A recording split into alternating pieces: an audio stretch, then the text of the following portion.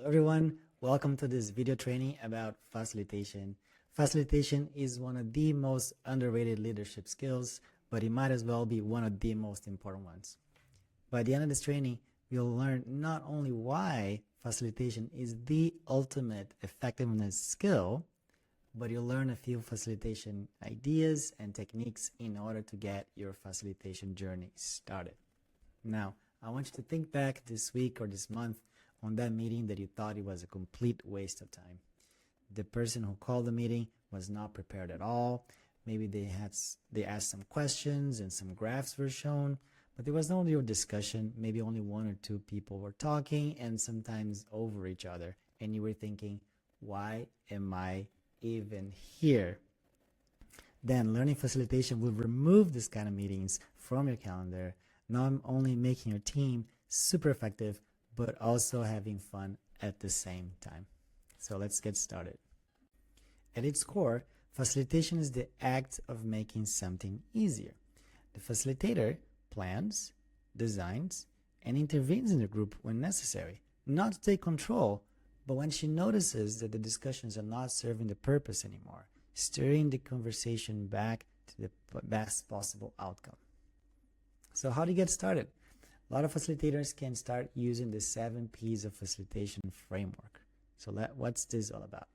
Before the meeting starts, you're going to think about the purpose. Why are we meeting in the first place?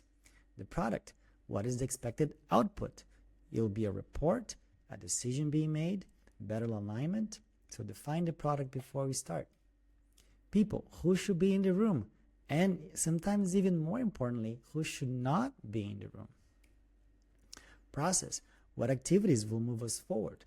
We'll spend time talking about some of these techniques and activities in this next few slides. Preparation. What needs to happen beforehand? Do I need to email people and make sure that they are available? Do I need to clear their agendas for a half-day meeting? Practical concerns. What are the logistics? Do I need to book a room? Do I need to order food? And pitfalls.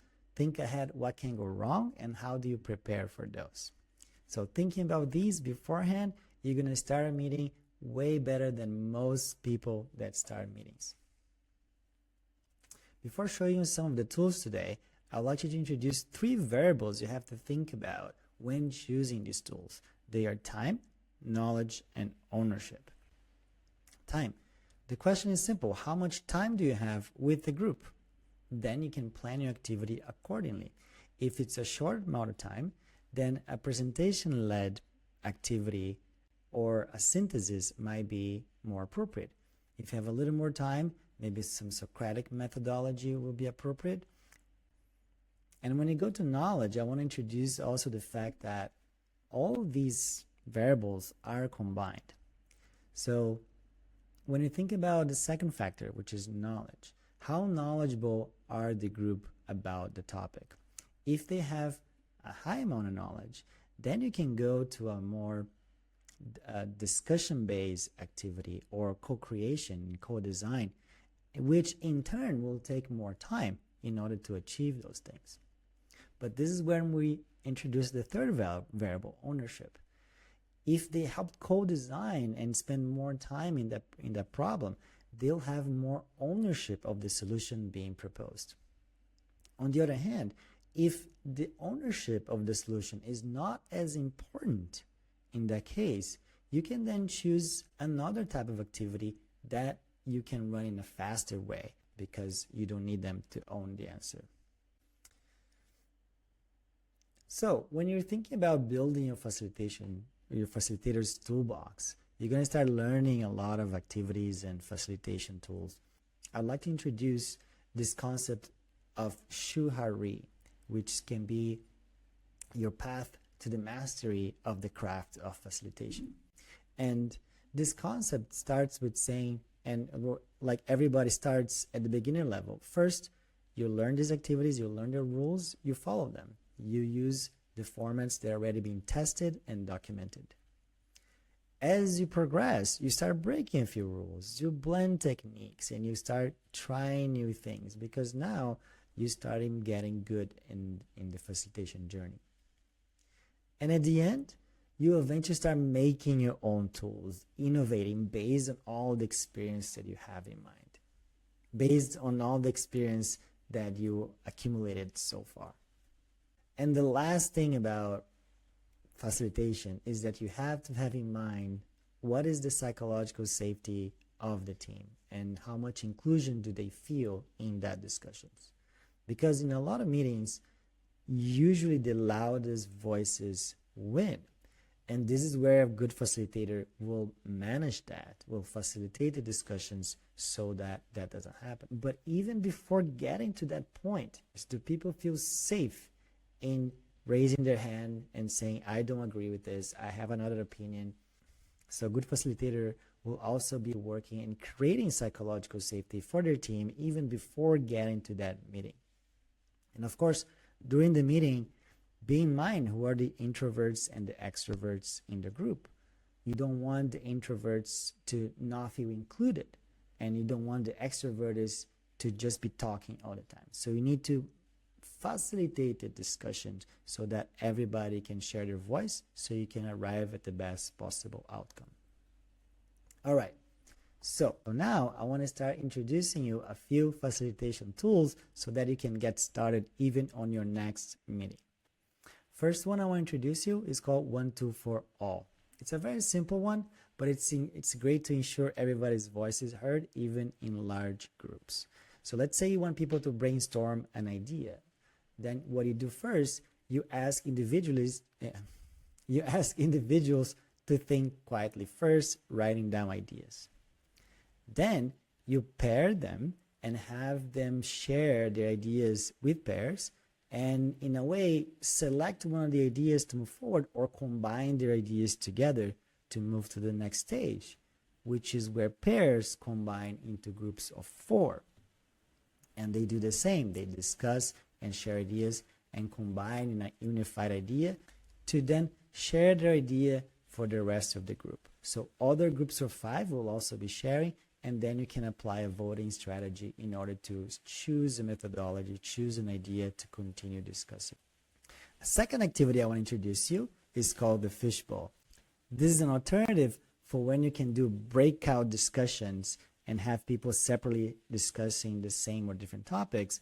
In this case, you want the group to go deeply into a topic, but you don't want to break the group in smaller groups. You want to keep the bigger group at large. So what you do is you select a small group of people that they'll be in the center, inside the fishbowl, having the discussions they need to have. Then people not in the fishbowl, they'll be sitting outside the circle, observing and listening.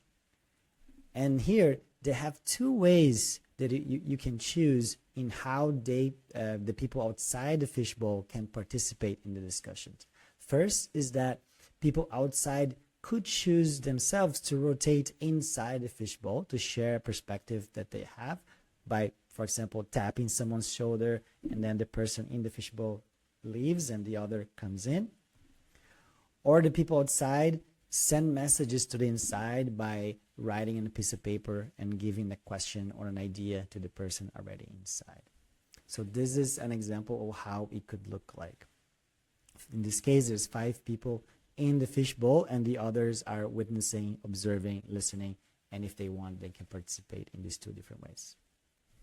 A third technique is called the 6 thinking hats, and this can be a lot of fun. So this technique is great when you want to explore a problem from multiple angles.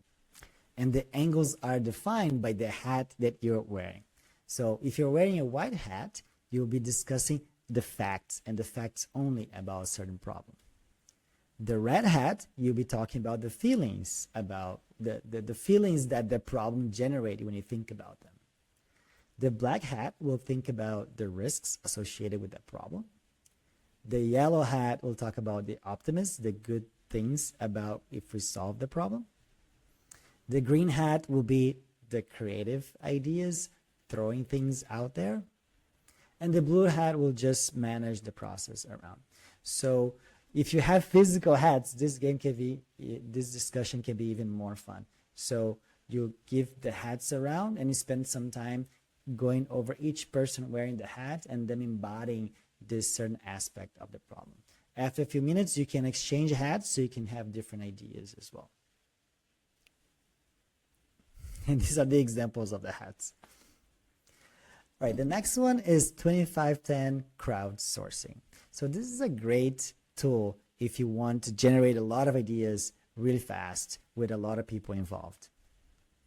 So first, if you have people standing, it's even better. But first, you ask people to write their ideas. It can be a response to a challenge or a response to a question. You ask them to be really bold, like go really out there. Then what you do, you're going to start randomly pass these ideas to other people. So you don't know whose idea you're going to get. And then when you get a new idea, you're going to look and you're going to rate that idea from 0 to 5. And after that, you go again to another round. You give it to other people. You do this 5 times. So each idea will have 5 scores that could sum up to 25 points. And after 5 rounds, you're going to find who are the ideas with most points, and then you can select up to 10 good ideas to continue discussing afterwards. The 5th tool I want to introduce is called the gradients of agreement.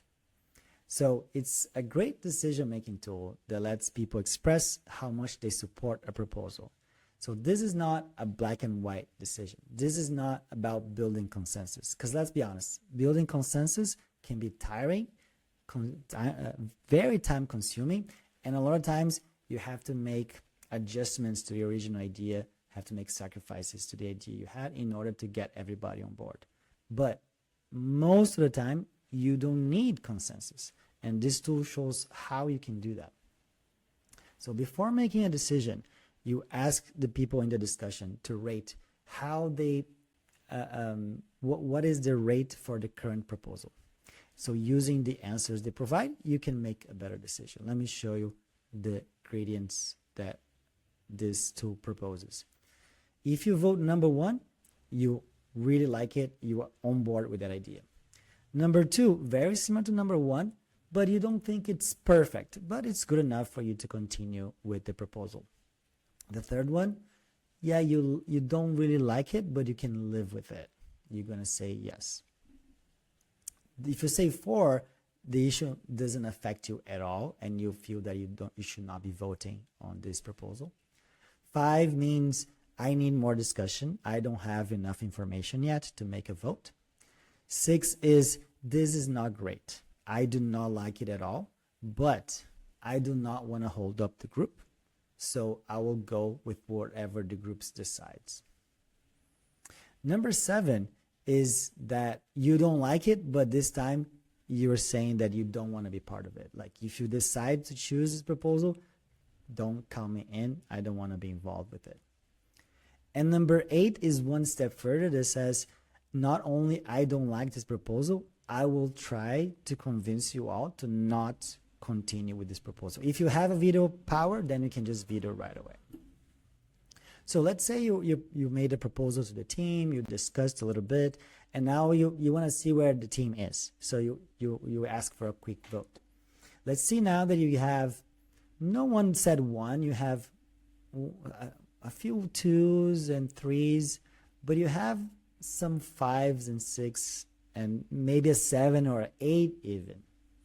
So now you have to think, okay, so the proposal doesn't sound good, right? So do I discard the proposal or do I continue discussing? So entirely up to you, but now you have the data to make that decision. Let's say you continue discussing, or you offer a new proposal and you discuss this new proposal, and after some time discussing, you ask for another vote. Now you have quite a few number of 1s, 2s, and 3s, maybe a 5, and maybe 1 6. Again, it's up to you if you want to continue discussing or accepting that proposal, even though you don't have a perfect score. Again, this tool is a great tool to not get a black and white solution, but to get the nuances of where all your team members are, and with this data make a better decision. And that was it. These were the tools I wanted to show. If you master facilitation, you will change all those boring meetings into very dynamic meetings, and you're going to have engaged teams by consequence.